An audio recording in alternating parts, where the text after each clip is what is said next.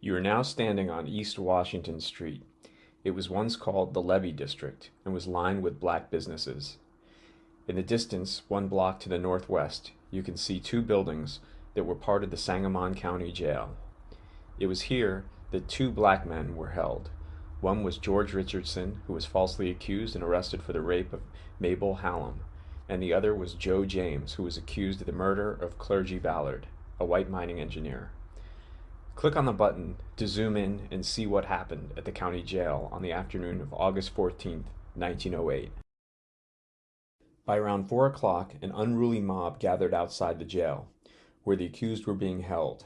The police struggled to hold back those gathering at the jail. Among the mob, there was talk of lynching the two men. Sheriff Werner was worried about their ability to hold off the mob and decided to secretly transport the two men to another location outside of the city.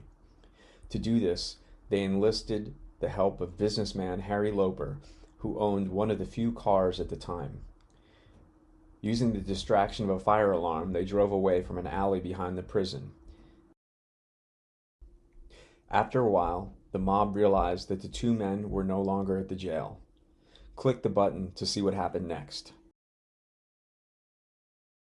After realizing that the two men were gone, the mob grew furious. They attacked the black businesses in the area called the Levee, the place you are now standing. They also attacked several Jewish businesses, including Reuben Fishman's pawn shop, here to your right. Some looked for weapons. They broke windows, vandalized, and looted his shop and black-owned businesses. At times, they tried to avoid damaging businesses owned by whites. Next, use the map to go to stop 3, in what was once the black neighborhood called the Badlands.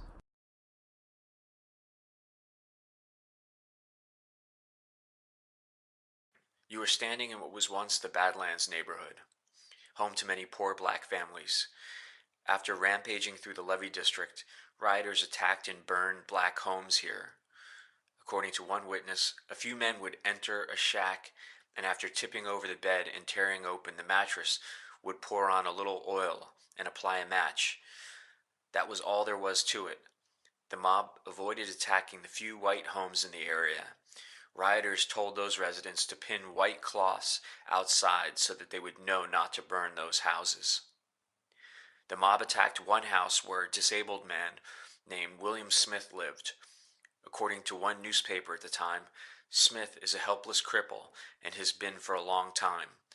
The mob found him in the house and pulled him out into the weeds and began to beat him unmercifully. A sympathetic white bystander was eventually